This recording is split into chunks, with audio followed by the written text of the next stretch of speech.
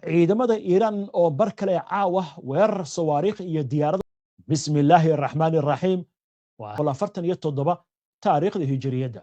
ku soo dhawaada mar kale iyo barnaamijkii qubanaha qodobada caawa barnaamijka aan idinkugu haynana waxaa kamid ah drone ku asqaysiyay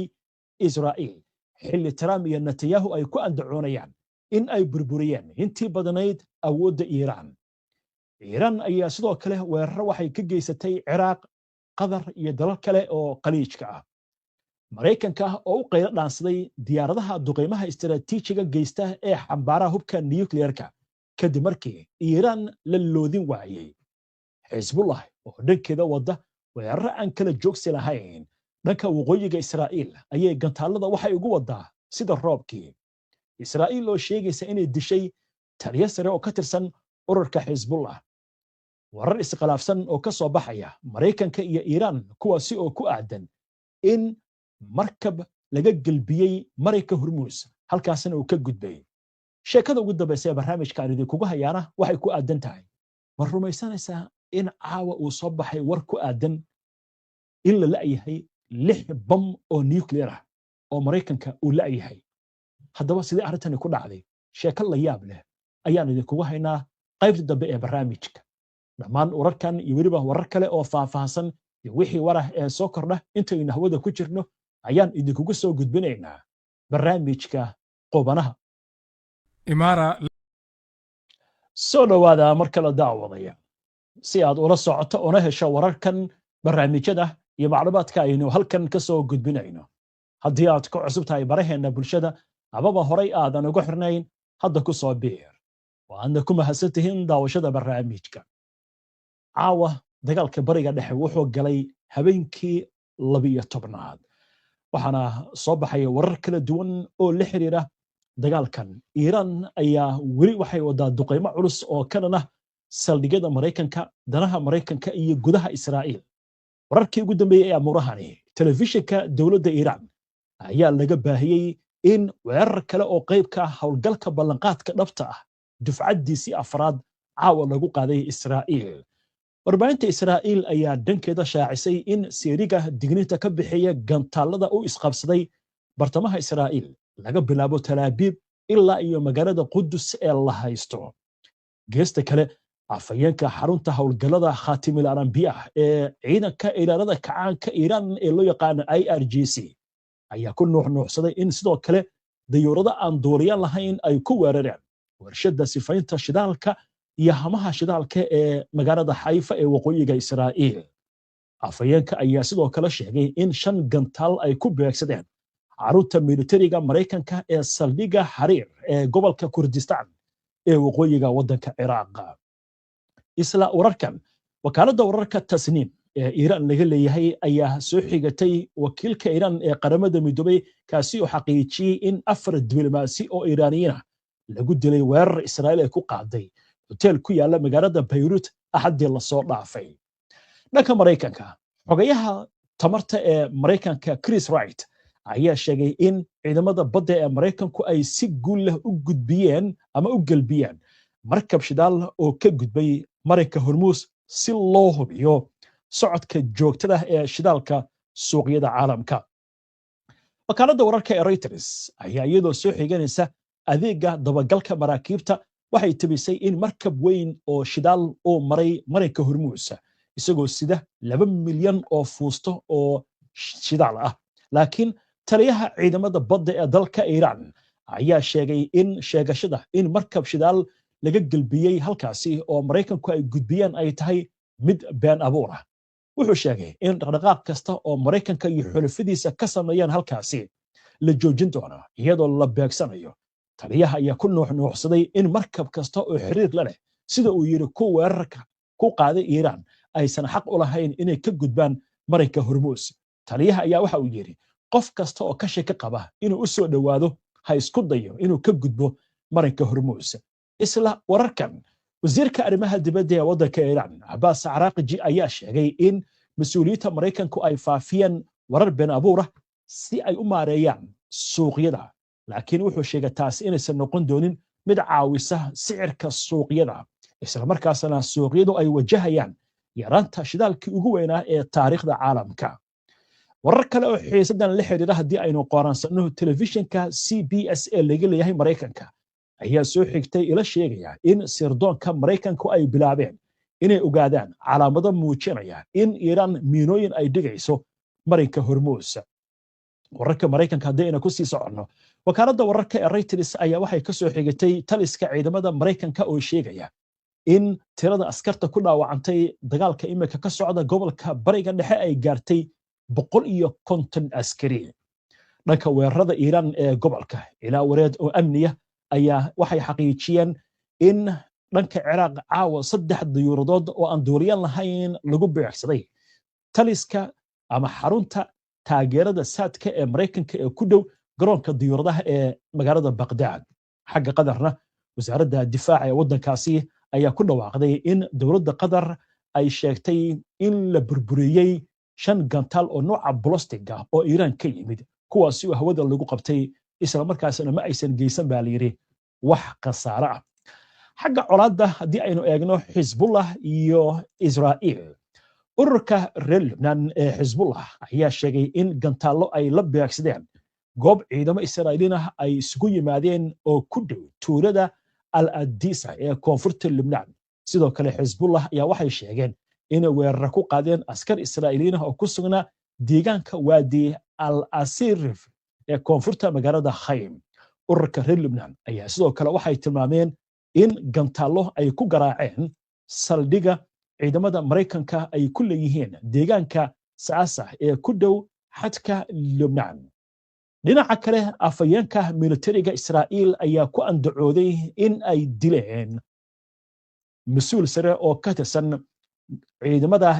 Xisbullah oo lagu magacaabo Hassan Salama oo ahaa taliyaha cutubka Nasir ee ururka Xisbullah inkastoo aysan jirin cid madax baran oo xaqiijin karta sheegashadan sidoo kale Xisbullah war kama soo saarin arrintan afayeenka ayaa sidoo kale sheegay inay weerar ku qaadeen ilaa iyo 80 bartilmaameed oo ku yaala gudaha Lebanon isla markaasna ay duqeeyeen 400 oo bartilmaameed oo muhiim ah oo sheegay in ay ku yaalaan dhanka wadanka Iiraan war hadda soo dhacay ururka Xisbullah ayaa sheegay in ay duqeeyeen goobo ay markaasi ku sugnaayeen ciidamo Israa'iiliyiin gaar ahaan aagga la yiraahdo Mishar al-Armal waxaana ay sheegeen gantaalkaas inay ku weerareen waxaana meeshan koonfurta ay kaga taal magaalada Haifa taliska difaaca gudaha Israa'iil ayaa dhankooda sheegay in seeriga digniinta ka bixiya gantaalada laga maqlay magaalada Kiryat Shimona iyo agagaarkeeda kadib markii diyaarad drone ah ay soo gashay halkaasi wararka kale isla xiisada bariga dhexe ka jira waxa kamid ah dawladda wadanka Britain ayaa ku dhawaaqday in markabka dagaalka ee lagu magacaabo HMS Dragon uu ka soo dhaqaaqay dekedda Portsmouth isla markaasna uu ku wajahan yahay bariga Mediterranean-ka dirista markabkan ayaa lagu dhawaaqay kadib weerar drone ah oo lagu beegsaday saldhiga ciidamada Britain ay ku leeyihiin jasiiradda Qubrus sida ay sheegtay dawladda UK markabkan wuxuu ku qalabeysan yahay nidaamka gantaalada ee Sea Fiber kaas oo tuuri kara 8 gantaal wax ka yar 10 ilbiriqsi isla markaasna ay hagayaan ilaa iyo 16 gantaal inuu markaasi isku marido wahagaag haddii aynu eegno wararka dhanka Israa'iil ra'iisul wasaaraha Israa'iil Benjamin Netanyahu ayaa ku andacoonaya in ay ku jiraan dagaal uu ku tilmaamay mid cadow ay kula jiraan oo sheegaya cadowgaasi inuu doonayo inuu tirtiro Israa'iil isla markaasna wuxuu sheegay in lagu qasbay dagaalka inay sii wadaan inkastoo qasaarihiisa uu badan yahay dhanka dhaqaalaha sida uu yiri Netanyahu ayaa ku faanay in ay burburiyeen awoodda gantaalada iyo tan nuclearka ee Iran dagaalkii hore isla markaasna hadda qasab ay ku noqotay in dagaalka ay bilaabaan kadib markii nidaamka Iran ay dib u soo celiyeen buu yiri hawlahaasi ra'iisul wasaaraha Israa'iil ayaa waxa uu sheegtay wasiirka u dhigay inay gaareen guulo waaweyn oo dagaalka socda laakiin wuxuu sheegay inuu yahay mid qasaarihiisu uu badan yahay isla markaasna uu gaarayo ilaa iyo 10 bilyan oo dollarka Mareykanka ah waxaan u gudbaynaa goordhow warar la xiriira xaaladan colaadeed Mareykanka ayaa waxa la sheegayaa in uu qaylo dhaansaday diyaaraddiisa caanka ah ee la yiraahdo B1 waa diyaarad hubka istiraatiijiga oo nuclearka oo ka mid yahay xambaarta haddaba arrintan maxaa ugu wacan Iiraan way soo taagantahay waa la mari waayay waxaan kaloo haynaa madaxweynaha Ukraine oo sheegaya khubaro ka hor tagta diyaaradaha drone-iska ah inuu u diray wadamada khaliijka arrintan ayaa waxaa lagu macnaynayaa inay tahay mid markaasi la xiriirta xaaladaha dagaal ee soo cusboonaaday iyo sidoo kale wararka la xiriira taageero wadamada khaliijka la siinayo bacdama Ukraine oo si hadalka loo dhigay ay khibrad u leedahay ka hortagga diyaaradaha drone-iska oo Ruushku inta badan uu ku soo weeraro intaana u gudbin wararkaas iyo wixii warah ee degdeg ah ee soo dhaca aynu ku hakarno qadar xayeysiina soo gudbinta barnaamijkan waxaa gacan ka geysatay shirkadda xawaaladda ee Safari Remit oo ah shirkad xawaaladeed oo fadhigeedu yahay dalka UK si aad u hesho faahfaahin dheeraada una adeegsato adeegga Safari Remit booqo website-ka shirkadda www.safariremit.com haddii aad baxayso cid kale booqanaysiyo markay bilan aroos tahay si laguugu bogo oo bilicdiyo dhalaalka ku qubayso oo badi Perfect Moroccan Soap haddii aad ku sugan tahay dalka UK iyo Yurubta kaleba waxaa lagu keenay saabuunta Perfect Moroccan Soap oo ah saabuun la isla qiray inay tahay tii sanadka waa mid organic ah halkii caag waxaa ku jira 1 kiilo waxa ay leedahay noocyada olive oil black caviar oo ah ukunta malayga argan oil oo caan ku ah dalka Morocco iyo olive and honey oo la isku daray haddii maqaarka wajigaaga aad isbedel ku aragto xaajiyaduna kaligeed nuura inay kuu noqoto aad doonayso quruxda gabadhaadana ay gabdhaha kale ku sheekaystaan ama wiilkaaga maqaarkiisu u ahaado mid u dabacsan sidii yaraantii waa Perfect Moroccan Soap midda ugu habboon ee jirka intaasoo dhan ka qabtiraysa haddii aad ku qubaysato Perfect Moroccan Soap xataa uma baahnid saliid cream ama wax kale iyada ayaa jirka ugu filan haddii aad leedahay ganacsi iyo online business intaba waa lagugu keenayaa halka aad ku sugan tahay qiimo macquul ah kala xiriir Asli General Trading iyo telefoonka shaashada saaran soo dhawaada mar kale daawadayaal wali waxaad la socotaan barnaamijkii qubanaha oo toos idinkaga imaanaya stuudiyaha iyaga koowaad barnaamijyadeena waxaad ka heli kartaan bogagga bulshada ee internetka sida YouTube-ka, Facebook-ka, Twitter-ka iyo Telegram-ka warbixino qoraal ah warar faallooyin iyo macluumaadyo kale waxaad kala socon kartaan barta internetka aynu ku leenahay ee www.hbnonlinetv.com ku xirna HBN oo ka dhigo wehelkaaga wararka wahagaag markan waxaan u gudbaynaa Ukraine oo iyada xaaladeeda la og yahay oo tida ay haysatay ayaa waxay leedahay waxaan caawinayaa wadamada carabta si aan uga hortagno diyaaradaha Iiraan ay ku soo weeraraysa ee drone-iska ah Ukraine waxay leedahay annaga waxaan naqaan 4 sano la dagaalameynay Ruushka marka sida diyaaradaha looga hortago drone-iska cid kale ma la weydiinayo annaga naqaan hadda waxaan maqli jirnay tiisa daryeela to kala daryeela Ukraine ayadaba maalin kasta la weeraraya oo diyaarada drone-isa raaxada looga qaaday qubrada waxay leedahay arrintan waa arrin dhaqaale wadamada khaliijka bacdama ay lacag iska hayaan Zelensky wuxuu rabaa jeef gacanta inuu gashado oo yiraahdo anaga diyaaradaha soo daadinayna sida shimbirihiya lacagta EDba haddaba aynu eegno sheeko la yaab leh oo arrimahan la xiriirta madaxweynaha waddanka Ukraine Volodymyr Zelensky ayaa sheegay in Ukraine toddobaadkan ay u diri doonto khubaro military waddanka Qatar Imaaraadka iyo Sacuudiga si ay uga tashadaan sida loo soo rido diyaaradaha drone-iska Iiraan wuxuu yiri dalalka ugu horeeya ee aan u dirayno khubaradan sida heshiiska uu dhigayo waa Qatar Imaaraadka Carabta iyo Sacuudiga Ukraine ayaa waxaa la sheegaa wasiir hadalka loo dhigay inay leedahay khibrad dagaal oo ballaaran oo la xiriirta dayuuradaha drone-iska gaar ahaan diyaaradda shahiid la yiraahdo ee Iiraan ay samayso kuwaasi oo Ruushku u adeegsado dagaalka 4 sano oo ku hayo waddankaasi ee Ukraine marka waxaan eegaynaa sheeko kale oo la yaab leh Mareykanka Iiraan diyaaradihii dagaalka F-35 F-22 F-16 waxaas dhinac baa la iska dhigi markii dambe waxaa loo yeeray B2 Iran waa la celin waayay B52 waa loo yeeray haddana waa la celin waayay hadda waxaa loo yeeray diyaaradda la yiraahdo B1 waxay sidaa laba bam oo kala duwan bamka caadiga ah oo diyaaraduhu ay ridaan ama gantaalada iyo hubka istiraatiijiga ee nuclearka haddaba ma waxay u muuqataa Mareykanka inuu Iran u isticmaali doono hub nuclear ah bacdama sida muuqata Iran la loodin waayay haddaba aynu eegno wararkii oo la xiriiray arrintan soo baxay saacadihii la soo dhaafay diyaaradahan la yiraahdo B1 ayaa waxa la sheegayaa in maanta ay yimaadeen saldhigga ciidamada cirka ee Britain ee la yiraahdo Fairford diyaaradahan ayaa waxa la sheegayaa in markaasi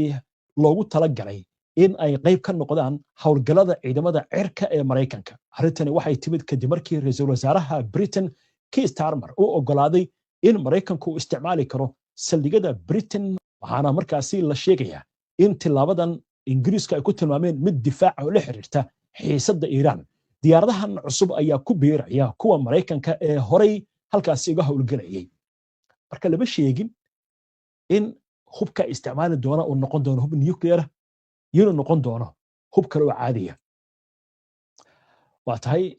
haddaba intaan u gudbin sheekada ugu dambaysa ee barnaamijka aynu kusoo gabagabaynayno aynu eegno warar degdeg ah oo hadda soo kordhay intii aynu hawada ku jirnay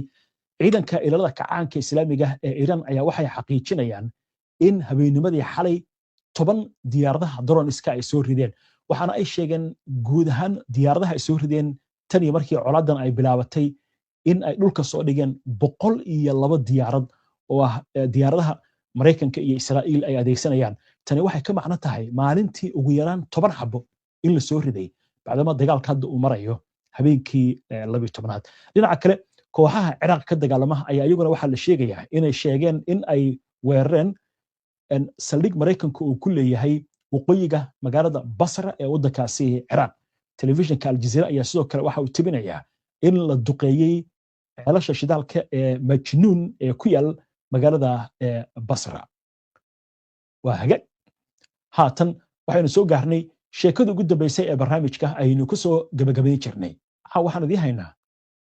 nuclear aan ku celiyo mar kale nuclear ayaa dhumay ma ahan wax caadiya waliba waxa leeyahay arrintan ciidanka Mareykanku waxay welwel ka qabaan iyo dawladda Mareykankaba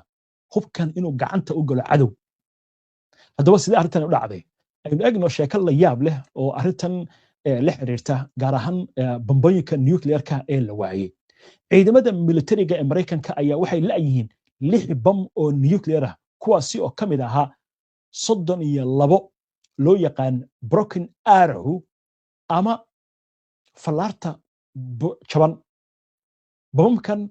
ayaa waxa la sheegayaa in mid kasta awood uu leeyahay inuu burburiyo magaalo dhan isla markaasina uu dilo malaayiin qof qaar kamid ah hubkan